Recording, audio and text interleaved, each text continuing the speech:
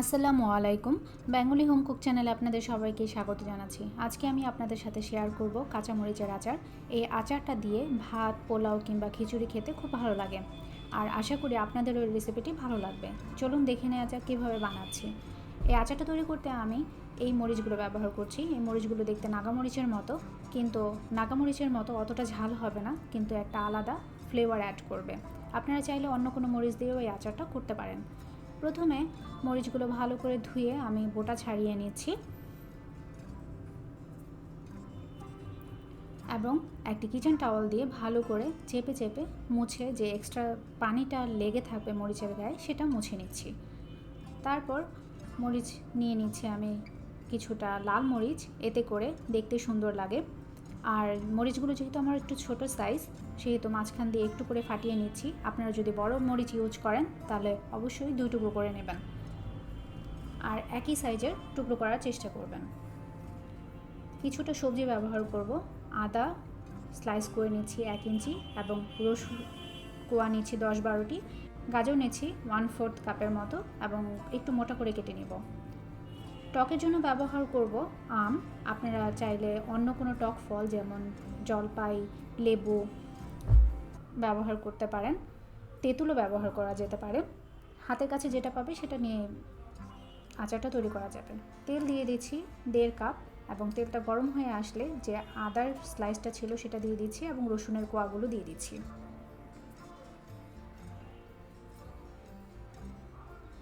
একটু ফুটতে শুরু করলে 2 টেবিল চামচ সরিষা বাটা দিয়ে দিব। সরিষাটা দেওয়ার পর একটু ফেনা উঠে আসবে। এই পর্যায়ে ফ্লেমটা কমিয়ে দিতে হবে, নতুবা নিচে পুড়ে যেতে পারে। দিয়ে দিচ্ছি 1 টিস্পুন হলুদের গুঁড়ো এবং 2 টিস্পুন ধনিয়া গুঁড়ো, স্বাদ মতো লবণ। ফ্লেমটা একটু কমিয়ে মশলাগুলো আমি একটু কিছুটা সময় কষিয়ে নেব। মশলাটা কষানো হয়ে গেলে আমি দিয়ে দিচ্ছি আম। আগেই বলেছি আর টকের জন্য আমি আম ব্যবহার করছি, আপনারা যে কোনো টক ফল ব্যবহার করতে পারেন। তারপর ভালো করে মিশিয়ে দিয়ে দিচ্ছি 1/4 কাপ সিরকা। সিরকা দেওয়াতে আচারটা বেশ অনেক দিন পর্যন্ত সংরক্ষণ করে রেখে খাওয়া যাবে। সিরকাটা প্রিজারভেটিভ হিসেবে কাজ করবে। 3 থেকে 4 মিনিট পর আমগুলো ট্রান্সপারেন্ট হয়ে যাবে এবং কিছুটা সিদ্ধও হয়ে যাবে। তারপর অ্যাড করব গাজর এবং কাঁচামরিচ। গাজরটা অবশ্যই অ্যাড করার চেষ্টা করবেন। গাজরের মিষ্টি একটা ঘ্রাণ কাঁচামরিচের সাথে অ্যাড হয়ে আচারের ফ্লেভারটা অন্যরকম একটা স্বাদে চলে যায় এবং ভালো লাগে। ভালো করে মিশিয়ে নিচ্ছি।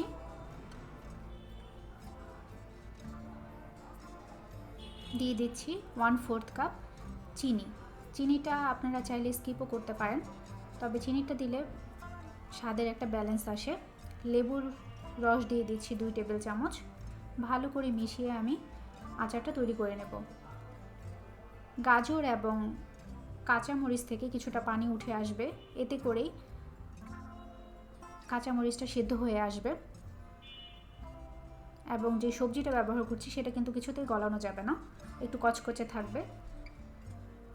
পানিটা শুকিয়ে আসার পর আমি 5 ফোড়ন গুঁড়ো দিয়ে দিচ্ছি 2 টেবিল চামচ এবং ভালো করে মিশিয়ে নেব এবং 5 মিনিটের মতো রান্না করে নেব। যে এক্সট্রা পানিটা উঠে এসেছে সেটা টেনে নেব এবং আচারের একটা চকচকে তেল চকচকে ভাব চলে আসবে, যেমনটা দেখতে পাচ্ছেন। এবং আমটাও কিন্তু গলে গেছে। হয়ে গেল আমার আচারটা।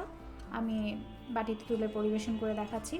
আচারটা হওয়ার পর আপনারা শুকনো জারে সংরক্ষণ করে খেতে পারেন অনেক দিন, এবং মাঝে একটু রোদে দিলে নিলেই হবে। আশা করি আপনাদের এই রেসিপিটি ভালো লেগেছে, এবং ভালো লাগলে আমার চ্যানেলটি সাবস্ক্রাইব করে পাশে থাকবেন। আবার দেখা হবে নতুন কোনো রেসিপি নিয়ে। সুস্থ থাকবেন। আল্লাহ হাফেজ।